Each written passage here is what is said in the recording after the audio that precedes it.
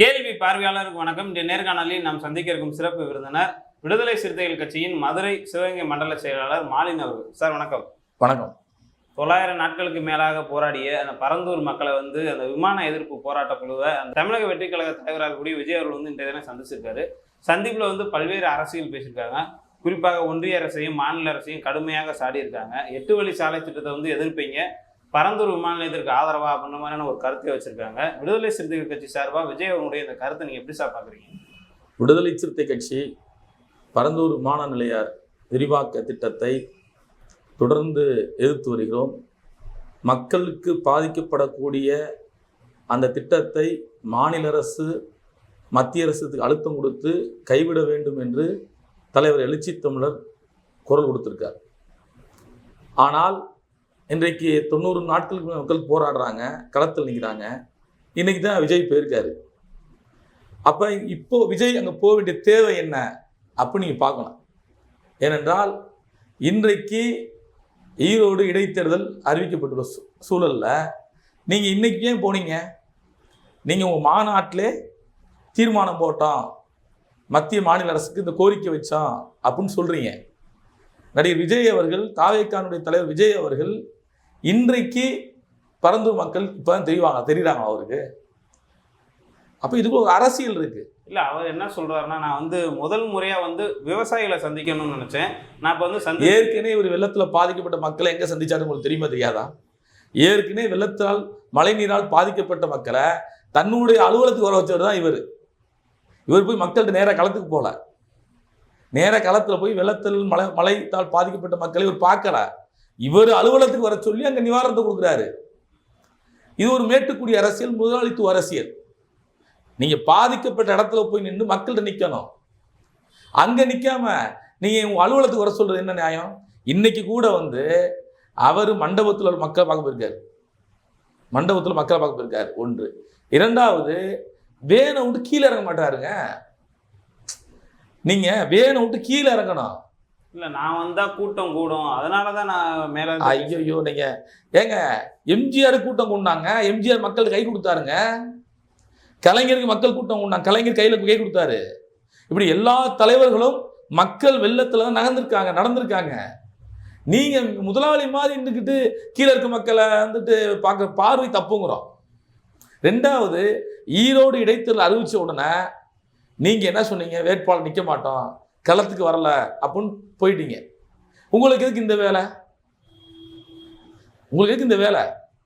நீங்கள் மாநாடு அறிவிச்சு தேர்தலில் போட்டிடுன்னு சொல்லிட்டீங்க. இப்போ ஏன் இடைத்தேர்தல் நீங்கள் போட்டி போடல? ஏன் நிற்க மாட்டீங்க? ஸோ உங்கள் ரசிகருக்கு நீங்கள் என்ன சொல்ல வரீங்கன்னு தெரிஞ்சுக்கங்க. பூரா விசில் அடிக்கிறாப்புல அந்த தம்பி, சின்ன சின்ன பசங்க விசில் அடிக்கிறான், கத்துறான். அந்த போராட்டம் என்ன போராட்டம் தெரியாமல் பேசிக்கிட்டு இருக்காங்க. அப்போ தமிழ்நாட்டில் இன்றைக்கு போய் பரந்தூர் மக்களுக்காக நிற்கிற நீங்கள் எத்தனை ஆணவப்படுகொலை நடந்திருக்கு, எத்தனை சாதிய வன்கொடுமை படுகொலை நடந்திருக்கு. இன்றைக்கும் பெரம்பலூர் வட மாவட்டங்களில் பதட்டமான சூழல் இருக்கு. சாதிய வன்கொடுமைகள் நடந்துகிட்டு இருக்கு. இதுக்கு உங்கள் அறிக்கை என்ன? உங்களுடைய செயல்திட்டம் என்ன? இதுக்கு நீங்கள் அறிக்கை விட்டுருவீங்களா? சாதிய படுகொலைக்கு எதிராக உங்களை அறிக்கை விட முடியுமா? சொல்லுங்க. தென் மாவட்டத்தில் இப்பயும் ஒரு குறிப்பிட்ட சமூகத்துக்குள் சிக்கல் ஏற்பட்டுட்டே இருக்கு. அதுக்கு உங்க நிலைப்பாடு என்ன? நீங்க உங்களுடைய நோக்கம் என்பது திமுக காரணம் பண்றீங்க. இந்த இந்த நேருக்கு பேசுறாரு ஊடகத்தில். இப்போ பேசும்போது கூட அவர் மத்திய அரசை எந்த ஒரு குற்றச்சாட்டும் சொல்லலையே. மத்திய அரசை இந்த பரந்தூர் விரிவாக்க திட்டத்தை யார் கொண்டு வரா? மத்திய அரசு. சரி, மத்திய அரசுக்கு எதிராக நீங்க என்ன சொல்ல போறீங்க? அதெல்லாம் விட்டுருங்க.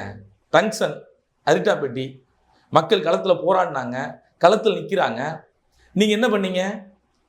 உங்கள் கட்சியுடைய ஒரு மாவட்ட செயலர் போராட்டம் பண்ணாரு. நீங்கள் எங்கே வந்தீங்க? அந்த மக்களை பார்த்தீங்களா? புரியுதா உங்களுக்கு? ஏன்னா டங்ஷன் நேரடியாக மத்திய அரசுடைய செயல் திட்டம். அப்போ எதெல்லாம் மத்திய அரசோடு இருக்கோ அதையெல்லாம் நான் என்ன சொல்றேன்னா மௌனம் சாதிப்பது. அப்போ மத்திய அரசு பயப்படுறாங்க. மத்திய அரசு இறக்கி விட்டுருக்கு. தாவேக்கான ஒரு இயக்கத்தை, ஒரு கட்சியை மத்திய அரசு தான் இறக்கி விட்டுருக்கு. இன்றைக்கு தானே சில அம்பலமாகுது சில விஷயங்கள்லாம். புகைப்படம் எடுத்தாரா எடுக்கலையா, நாம் தமிழர் கட்சியை போய் யார் வாங்கி கொடுத்தா, குருமூர்த்தியும் சோவும் போனாங்க, சிவந்தி ஆதித்யநாத்தை. அப்போ விஜய் யார் என்பது இன்னும் கொஞ்ச நாள் வெளியே தெரிஞ்சு போயிடும். ஏன்னா கத்திரிக்காய் முத்துனா சந்தைக்கு வந்து தான் ஆகணும். இப்போ தான் ஒன்று சந்தைக்கு வந்திருக்கு, இன்னொன்று யாருன்னு சந்தைக்கு வந்துடும். அதனால் விஜயுடைய போராட்டம் இந்த இந்த மக்களை சந்திப்பெல்லாம் வந்து சினிமா ஷூட்டிங்காக நான் பார்க்குறேன். இப்போ வந்து திமுக கூட்டணி சாராத கட்சிகளாக இருந்தாவே அவங்க வந்து பாஜகன்னு நம்ம உத்தரவுதேசம் சரியா இருக்குமா? அப்படி கிடையாது, அப்படி இல்லை, நாங்கள் அப்படி பார்க்கல. ஏன்னா நீங்கள் எந்த கோட்பாட்டை முன்னிறுத்துறீங்கன்னு பார்க்குறோம். உங்களுடைய அரசியல் நிலைப்பாடு என்ன? நீங்கள் பெரியாரையும் அம்பேத்கரையும் உங்கள் ஆசான் என்று, உங்கள் வழிகாட்டி என்று உங்களுடைய மாநாட்டில் தாவேக்காவுடைய முதல் மாநில மாநாட்டில் அறிவிக்கிறீங்க. அதே பெரியாரை சீமான் அவர்கள் இழிவுபடுத்தும் போது, சீமான் அவர்கள் கேவலப்படுத்தும் போது நீங்கள் அறிக்கை விடலை, நீங்கள் பேசலை, ஒரு ட்வீட் கூட போடலை. நீங்கள் என்ன காரணம்? உங்களுடைய கொள்கை வழிகாட்டி ஆசான்ற நீங்கள் பெரியாரை விமர்சனம் பண்ணும்போது நீங்கள் வேடிக்கை பார்த்து சூழல் இருக்குதுன்னா நீங்கள் ஆர்எஸ்எஸ் தான் சொல்லுவேன். நான் விஜய் ஒரு ஆர்எஸ்எஸ் கூட இருக்கலாம், மறைமுக அரசு இறக்கி விட்டுருக்கலாம் விஜய, அப்படியே நான் பார்ப்பேன்.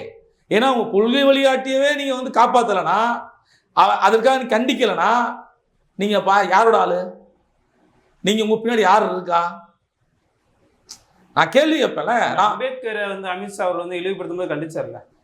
ஏங்க அம்பேத்கருக்கு கண்டிச்சு தான் ஆகணும். இது ஒரு அரசியலுங்க. அம்பேத்கர் பெரியாருக்கு இப்ப இவங்க அம்பேத்கருக்காடி வக்காலத்தை வாங்குவாங்க, பெரியாருக்காடி பேச மாட்டாங்க. ஏனென்றால் அம்பேத்கரை விட பெரியார் வந்து இந்துத்துவாக்கு நேரடியாக நின்றவர். அம்பேத்கர் இந்து மதத்தை வெளியேறிட்டாருங்க, அதனால உங்களுக்கு பிரச்சனை இல்லை. தந்தை பெரியார் அவர்கள் இந்து மதத்து கோட்பாட்டுக்குள்ளே நின்றுக்கிட்டு தான் இந்து மதத்தை எதிர்த்தாரு. அதனாலதான் இன்னைக்கு வரைக்கும் ஆர்எஸ்எஸ் காரன் பயப்படுறான், இந்துத்துவவாதி பெரியாரை கண்டு பயப்படுறான். புரியுது உங்களுக்கு? அதெல்லாம் அவங்க நேர் எதிராக பெரியார் வச்சிருக்காங்க, அம்பேத்கர் வைக்க மாட்டாங்க. ஏன்னா அம்பேத்கரை வச்சு அரசியல் சூழ்நிலை மாறி போயிடும். இன்றைக்கே இந்துத்துவா இருக்கிற அமைப்புகள் வந்துட்டு அம்பேத்கர் சிலைக்கு மாலை போட போறாங்க. பிஜேபி இதுக்கு அம்பேத்கர் சிலைக்கு மாலை போட போகுது.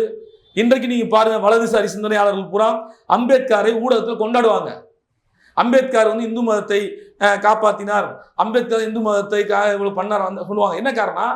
அம்பேத்கரை கொண்டாட வேண்டிய தேவை இன்னைக்கு இருக்கு. 38% மக்கள் இந்தியாவில் அம்பேத்கர் கொண்டாடுறாங்க. புரியுதா உங்களுக்கு? 60 விழுக்காடு இந்தியாவில் இருக்க மக்கள் வந்து அம்பேத்கருடைய அரசியலை ஏற்றுக்கொண்டிருக்காங்க. அந்த சூழலை தான் பிஜேபி, ஆர்எஸ்எஸ், விஸ்வ பரிசுத் போன்ற இந்துத்துவ அமைப்புகள்லாம் வந்து அம்பேத்கர் தூக்கி பிடிக்கிறாங்க.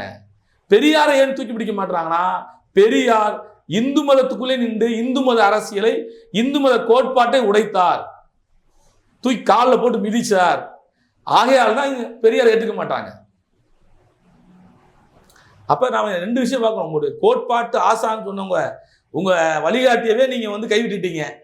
அவருக்கு சீமான் பேசும்போது கண்டிச்சு அறிக்கை விடல. அப்புறம் நீங்க யாரை பாதுகாக்க போறீங்க? பரந்தூர் மக்களையா பாதுகாக்க போறீங்க? உங்களோட ஒருவனா நான் நிற்பேன்னு சொல்றாருல. அவரோட நிக்கிறவர போது பாருங்க, அவர் ரசிகரோட போது நிக்கிட்ட அவர் நிக்கிறவர்னா ஈரோடு இடைத்தல நின்றுக்கணும். அதுதான். அப்பதான் நீங்க என்ன சொல்றதுன்னா, ஒரு கட்சி தொடங்கிருக்கீங்க, நீங்க உங்களை வரவேற்கலாம். எம்ஜிஆருங்க திண்டுக்கல் இடைத்தேர்தலில், திண்டுக்கல் மாவட்ட இடைத்தேர்தலில் எம்ஜிஆர் வந்து மாயத்தவர் நிப்பாட்டினாரு, வெற்றி பெற்றாரு, கட்சி ஆரம்பிச்சன. முதல் தேர்தல் எம்ஜிஆருக்கு. ஏன் நீங்க அப்படி ஒரு வாய்ப்பை பயன்படுத்தாம விட்டீங்க? என்ன காரணம்? அப்ப உங்க தொண்டர்கள் யாருக்கு வாக்கு செலுத்துவாங்க? உங்க ரசிகர்கள், தாவேக்காவுடைய ரசிகர் குஞ்சுகள் யாருக்கு வாக்கு செலுத்துவாங்க? அவர் கேள்வி இருக்குல்ல. அப்ப நீங்க சீமானுக்கு நீங்க ஆதரவா இருக்கீங்களா? பிரதான எதிர்கட்சி இருக்கக்கூடிய அதிமுக, பாஜக போன்ற கட்சிகள்லாம் போட்டியிடல. அப்ப விஜய் மட்டும் டார்கெட் பண்றது சரியா இருக்குமா? பிரதான கட்சிகள் ஏன் போட்டியிடலைன்னா, அவங்க வந்து வெற்றி பெற முடியாதுன்னு சொல்லி அவங்களே மனநிலை வந்துடுறாங்க. நம்ம அது ஒரு காரணம். அப்படி கிடையாது. ஜனநாயக நாட்டில் தேர்தலில் போட்டி போடுறதா ஒரு அரசியல் கட்சியுடைய ஜனநாயகமா இருக்கும். நீங்க தேர்தலை புறக்கணிக்கிறீங்கிறது ஜனநாயகத்துக்கு எதிரானது. தேர்தல் ஆணையம் என்ன செய்யணும்னா, இப்படி தேர்தலில் போட்டியிடாத கட்சிகளை சின்னத்தை கட் பண்ணணும், அவங்களோட சின்னத்தை பிடிக்கணுங்க. ஏன்னா நீ தேர்தலில் போட்டியிடல, உனக்கு எதுக்கு சின்னம்? ஜனநாயக ரீதியாக நடந்த தேர்தலில் நீ போட்டி போடு. அப்ப நீங்க சீமானை ஆதரிக்கிறீங்களா? நீங்க புறா நாம் தமிழ் கட்சி ஆதரிக்கிறீங்களா? பகிரங்கமா சொல்லுங்க. புரியுதா உங்களுக்கு? பகிரங்கமா சொல்லுங்க. ஏன்னா சீமானுடைய வாக்கு சதவீதத்தை கூட்டுறதுக்கு முயற்சி தான் பண்றாங்க இவங்க பூரா. இந்த அனைத்து அமைப்பு கட்சிகள் இருக்குல்ல, திமுகவுக்கு எதிரான கட்சிகளா இருக்குல்ல, சீமானை வந்து பூஸ்ட் பண்றதுக்காண்டி, சீமானை வந்து வளர்த்துறதுக்காண்டி அரசியல் பண்றாங்க. இது ஆபத்தான அரசியல்கிறேன்.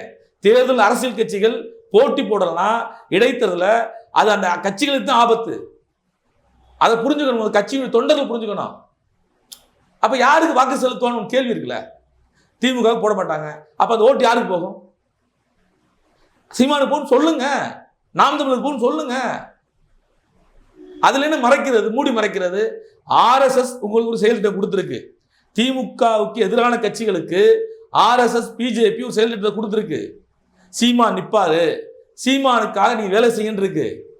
அதனாலதான் இவங்க போட்டி போடல, அதனால சீமானை ஆதரிக்கிறாங்க. இந்த தேர்தலில் சீமானுடைய வாக்கு சதவீதத்தை கூட்டு நினைக்கிறாங்க எல்லாரும். இந்த இடைத்தேர்தலில் விக்கிரவாண்டி இடைத்தேர்தலுமே அவங்க போட்டி இல்லையே. ஏங்க அதுக்கு தானே ஒரு அரசியல்னா சீமானை பூஸ்ட் பண்றாங்க. இடைத்தேர்தலில் இவங்க நிக்கலனா அடுத்த தேர்தலில் திமுக எதிர்த்து சீமான் பேசுவார் 26ல். அப்ப அந்த ஓட்டு யாருக்கு போகும்? அதிமுக போகும், பிஜேபி போகும்ல. அந்த வழி சீமான் பார்ப்பார்ல. இது வந்து பங்காளி உறவுங்க, பங்காளி உறவு. நான் அடிக்கிற மாதிரி அடிப்பேன், ஆனா அடிக்க மாட்டேன். 26ல் எங்கள் வேலை செய், இடைத்தேர்தல் நான் உங்களுக்கு வேலை செய்கிறோம். இது ஒரு என்ன மறைமுக கூட்டு, உள்குத்து வேலை. இது சீமான்ட்ட செய்கிறாங்க, சீமான்ட்ட பேசியிருக்காங்க. இது அப்பட்டமா தெரியுதுல்ல. இல்லைன்னா ஒரு அரசியல் கட்சி நடத்துறவங்க இடைத்தேர்தலில் போட்டி போடுறது ஜனநாயகத்துடைய கடமையா இருக்கு நான் சொல்றேன். இந்த ஈரோடு இடைத்தேர்தல் பல்வேறு சம்பவங்கள் நீங்க சொன்னாலும் விஜய் அவர்கள் தற்போது இந்த பரந்தூர் வந்தது நம்ம எப்படி சார் பார்க்கலாம்? ஒரு சினிமா ஷூட்டிங் தான். ஏனென்றா நாம விமர்சனம் பண்ண அவர் வந்து அலுவலகத்தில் சந்திக்கிறாரு, வெள்ளத்தில் மழையில் பாதிக்கப்பட்ட மக்களை தன்னுடைய இடத்துக்கு வர சொல்லி சந்திக்கிறாரு, அப்படிலாம் விமர்சனம் பண்ணோம். அவர் எங்கேயுமே களத்துக்கு போக மாட்டாரு, மக்களை சந்திக்க மாட்டாரு, கட்சி ஆரம்பிச்சிட்டாரு, கோட்பாடு கொள்கையை அறிவிச்சிட்டாரு, அவர் வரமாட்டாருன்னு சொன்னோம்ல. இப்போ வந்திருக்காரு. இது ஷூட் தான், ஒரு சினிமா ஷூட்டு. நான் என்ன சொல்றேன்னா, நீங்கள் எந்த நோக்கத்திற்காக அரசியலுக்கு வரீங்களோ அந்த நோக்கத்தை மக்களுக்காக உண்மையாக இருந்தால் வெற்றி பெறும். நீங்கள் மக்கள்கிட்ட ஷூட்டிங் மாதிரி வரக்கூடாது, மக்கள்கிட்ட நடிக்கக்கூடாது. புரியுதா உங்களுக்கு? நீங்கள் மக்கள்கிட்ட நடிக்க வரீங்க, மக்கள் ஏற்றுக்கொள்ள முடியாது. ஏன்னா இந்த மக்கள் பல்வேறு தலைவர்களை பார்த்துட்டாங்க. ஏன்னா விஜயகாந்தோட ஒரு நடிகர் வந்து அவ்வளவு எளிமையாக மக்கள்கிட்ட நான் யாரும் கிடையாது. ஆனால் உங்களுக்குலாம் வந்துட்டு மக்கள்கிட்ட போகிறதுக்கு பயம் இருக்கும். புரியுதா உங்களுக்கு? மக்கள்கிட்ட கீழே நடக்க முடியாது, நீங்கள் வந்துட்டு மக்களை சந்திக்க முடியாது. அப்படி உள்ள சூழலில் நீங்கள் இப்போ வந்தது கூட ஒரு சினிமா ஷூட்டிங் தான் நான் பார்க்குறேன். நன்றி சார். நன்றி நன்றி நன்றி.